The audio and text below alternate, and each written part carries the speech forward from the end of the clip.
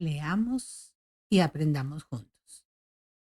Soy Marielena García y bueno, como siempre, con un libro en la mano, con algo que leer, con algo por aprender.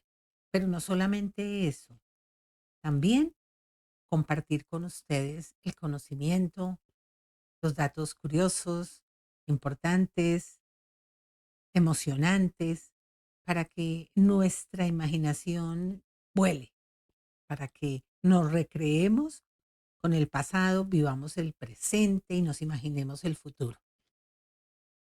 Y como siempre, queriendo traerles temas diferentes e interesantes. Y hoy en estos días de tanto amor y de tanta felicidad, les traigo un tema que quise llamar historias de amores y amores en la historia. Datos que tal vez no conocíamos, pero que vamos a aprender. Y como siempre, vamos a compartir. A lo largo de la historia hemos conocido muchos amores que nos han dejado un recuerdo grato, triste, jocoso y muchas veces que nos identificamos con ellos. Muchas veces sentimos que estamos viviendo esa historia. Pues bien, aquí hay unos datos de algunos de ellos. Entonces, vamos a conocer esos amores. Marco Antonio y Cleopatra, el amor de poderosos. Sí, dos poderosos hermosísimos en la historia de Marco Antonio, Cleopatra, famosísimos no solo en la antigüedad, sino famosísimos a través de los tiempos. En aquella época, él era uno de los hombres más importantes de la antigua Roma y ella, la mujer más poderosa del antiguo Egipto. Por lo que esta relación, pues no pasó desapercibida y seguirá siendo una historia digna de hablar, digna de tenerla allí en cuenta. Marco Antonio ordenó en el año 41 antes de Cristo que la reina Cleopatra le visitara en Tarso, en el sur de lo que hoy conocemos como Turquía, con el fin de negociar el papel de Egipto en el nuevo panorama. Es así como ella, Cleopatra, consciente de que su destino dependía de lo bien que le cayera al nuevo líder de Roma, decidió presentarse ante él con la mayor espectacularidad posible. Llegó vestida como la diosa Afrodita, a bordo de un lujoso barco que tenía las velas púrpuras, la proa de oro y con remeros que manejaban remos con la punta de plata. Todo ello acompañado de una música de flautas y liras. Tras varios días de espléndidas reuniones, Marco Antonio y Cleopatra se hicieron amantes y decidieron pasar juntos el invierno del año 41-40 antes de Cristo en Alejandría.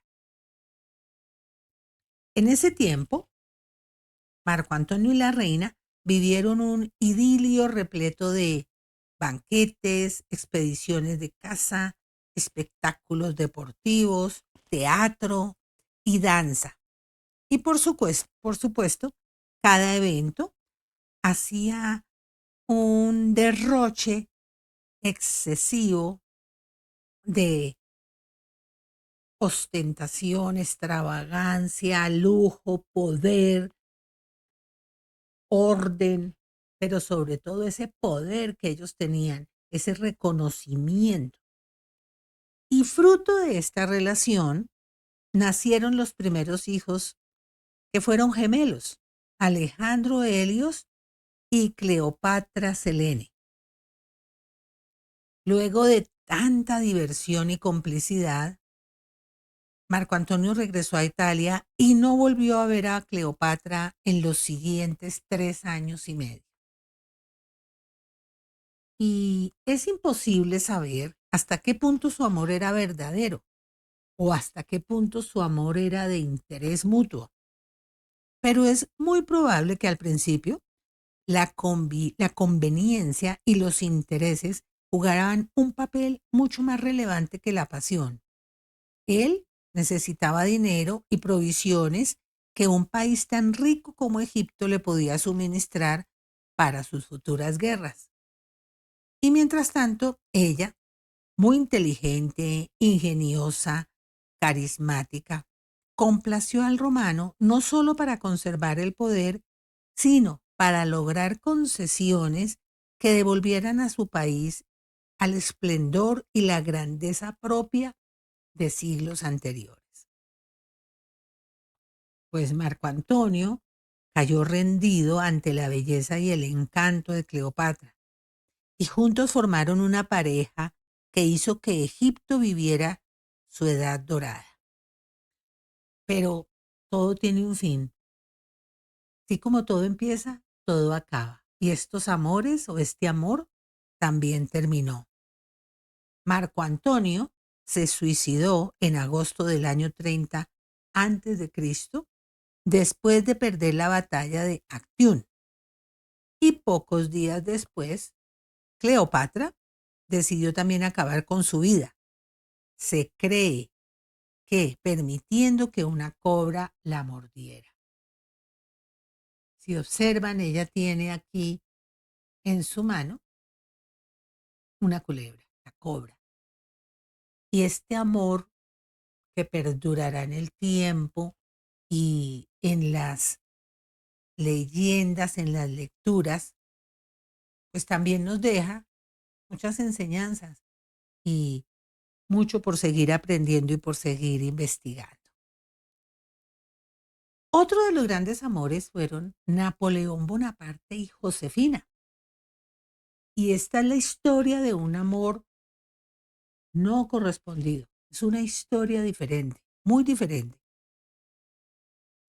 Napoleón llegó a lo más alto que pudo, emperador de Francia. Sí, él llegó a ser emperador. Y los dotes militares que tenía Napoleón Bonaparte pues son indiscutibles. Pero hay una parte de su vida privada, amorosa, que siempre nos ha llamado mucho la atención, especialmente esta historia con Josefina, que fue la primera de las dos esposas que él tuvo.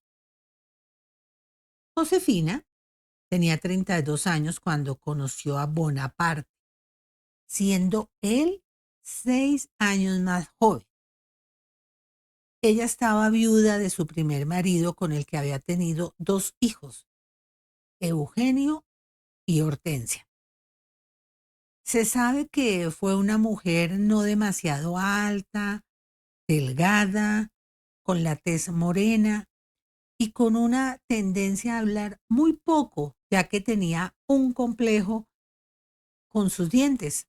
Eran amarillentos y tenía el aspecto de muchas caries por la costumbre que tuvo desde pequeña y en su juventud de consumir mucha caña de azúcar.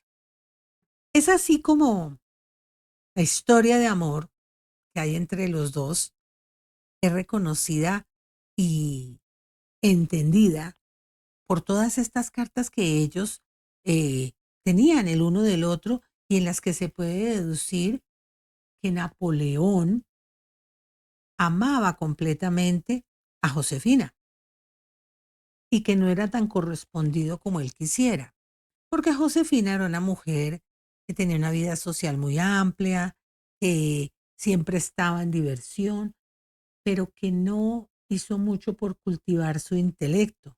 Entonces ella tenía dos grandes como frustraciones y eran sus dientes, lo cual hacía que ella hablara muy poco, como les dije, y la falta de ortografía, que era una crítica que recibió constantemente de su primer esposo. En marzo de 1796 contrajeron matrimonio por lo civil y ella lo vio partir días después, ya que viajó a Italia a liderar el ejército francés. Y es entonces, en ese momento, cuando empieza la serie de cartas de amor que hoy en día se conservan y en las que se ve la locura de amor de él hacia ella. Y mientras Bonaparte estaba en sus tareas militares, pues Josefina disfrutaba de ese París frívolo y divertido. Era totalmente infiel a su marido. Infidelidades que llegaron a los oídos de Napoleón, quien, enfurecido por los celos, expulsó a Josefina del hogar conyugal. Pero poco le sirvió porque muy pronto la perdonó. Lo que sí consiguió con esto fue que ella nunca más le fuera infiel, posiblemente por el temor a un divorcio. Cuando Napoleón fue coronado emperador, hizo lo propio con su esposa, la que amaba tanto. Él mismo le colocó la corona en la cabeza mientras ella se arrodillaba ante él. Y a pesar del amor que le profesó siempre a Josefina, Napoleón terminó cansándose de esa vida disipada que ella llevaba, de las fiestas, de la sociedad y del poco amor que ella le manifestaba. Y esto, pues unido a que nunca quedó embarazada, le sirvió de excusa para solicitar el divorcio. Algo muy imaginable, ya que la pareja traía un deterioro en su relación. El divorcio tuvo lugar el 10 de enero de 1810. Se divorciaron después de estos eventos. Y la vida de Josefina a partir de ese momento fue más libre, más plácida, y él le sigue demostrando ese amor inmenso y muy generosamente le otorga unas rentas vitalicias altísimas, porque aunque fue fiel derrochadora como era, pues no, nunca le alcanzaba la plata para vivir como ella quería.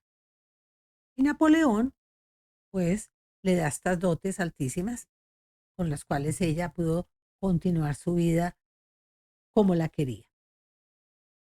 Josefina murió el 29 de mayo de 1814 a consecuencia de una complicación de un resfriado.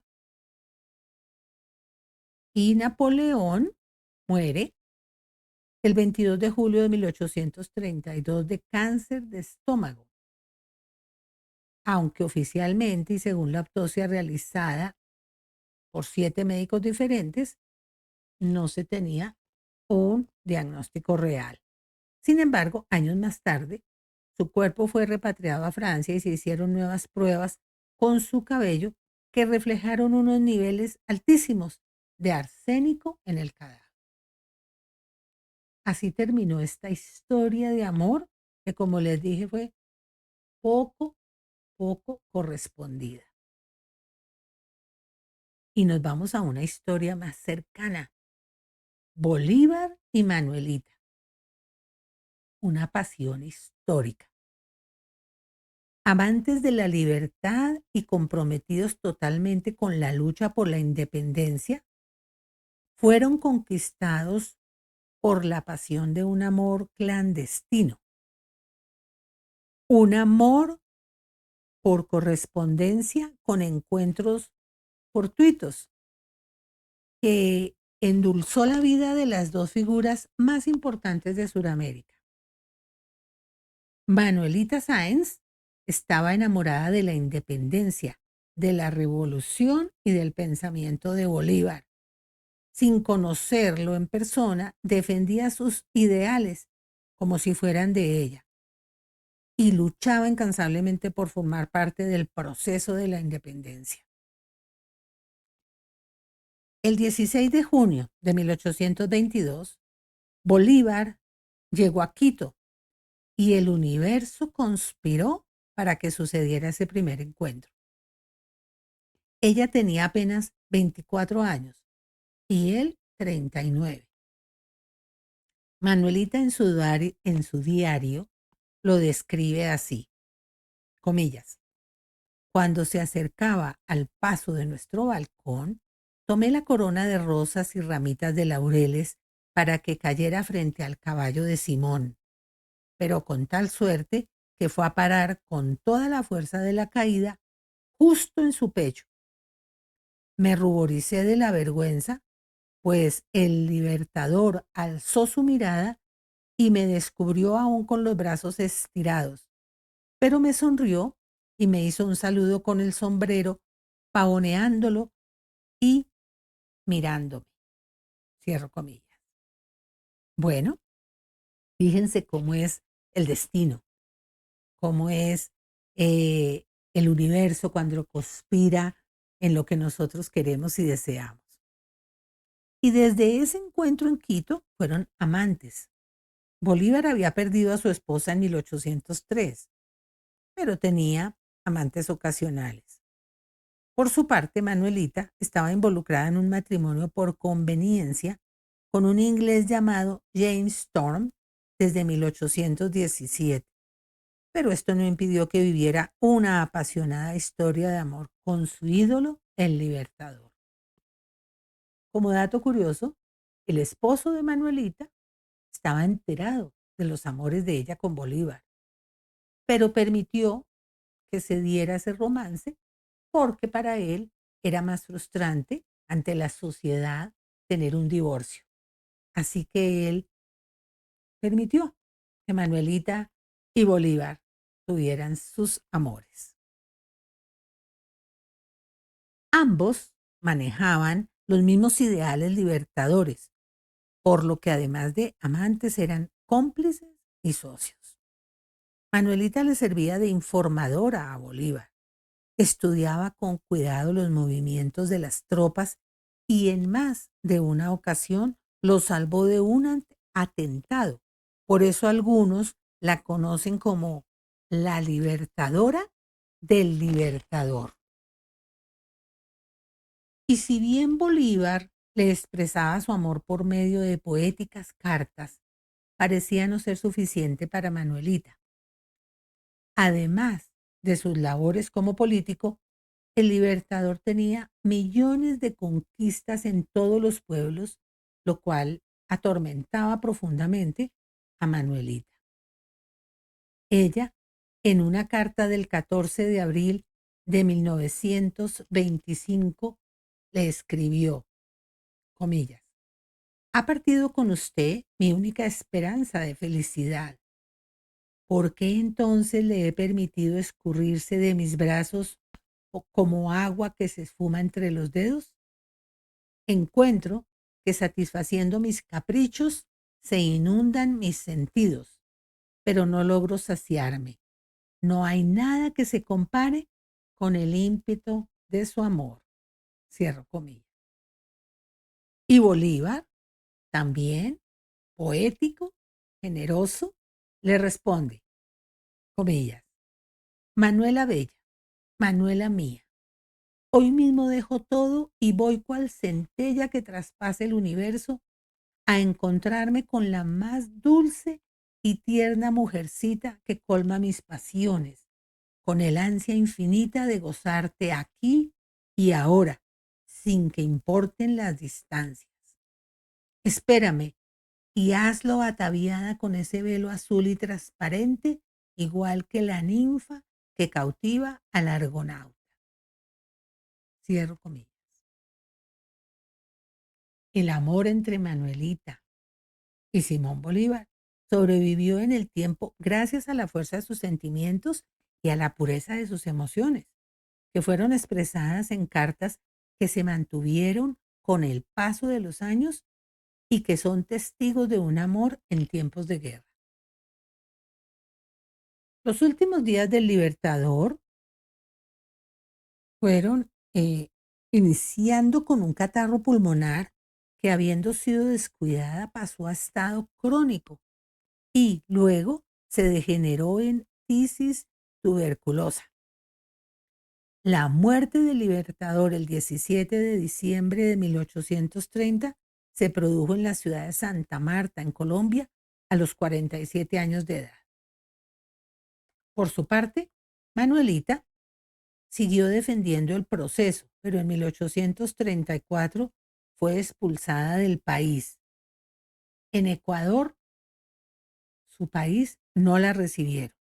Finalmente fue aceptada en Perú, donde fue confinada a un pequeño pueblo del norte llamado Patía, donde pasó sus últimos años vendiendo flores y dulces. Allí falleció a consecuencia de la epidemia de difteria el 23 de noviembre de 1856. Su cuerpo fue incinerado, sus cenizas depositadas en una fosa común, y en julio de 2010 los restos simbólicos de Manuelita fueron trasladados al Panteón Nacional de Venezuela, Caracas, donde reposan también los restos del libertador Simón Bolívar. Y ahora les traigo una historia más reciente, la historia del ex primer ministro holandés Van Ack y su mujer Eugenie. Y sencillamente de la mano hasta el final.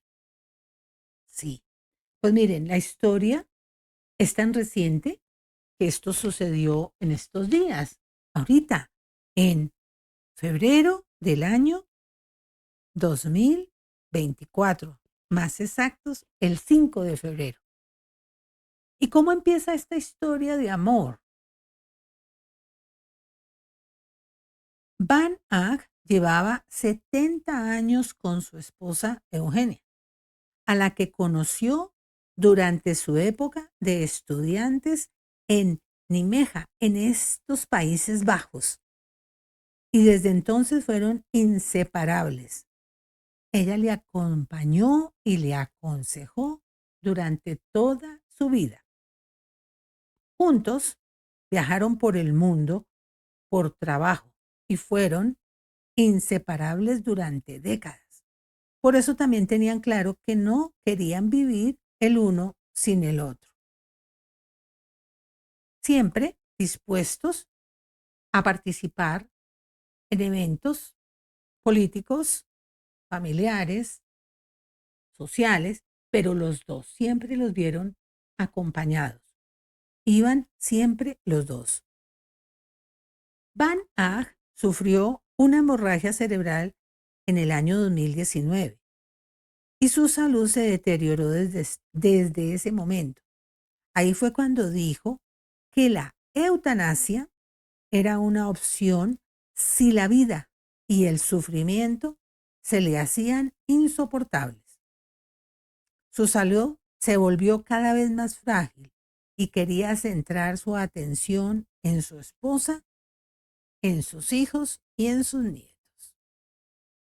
Y, como les decía, el 5 de febrero de este año, ambos, con 93 primaveras y con un estado de salud deteriorado, pero rodeados de sus seres queridos, fallecieron de la mano, luego de someterse los dos a una eutanasia, algo cada vez más habitual allí, en los Países Bajos.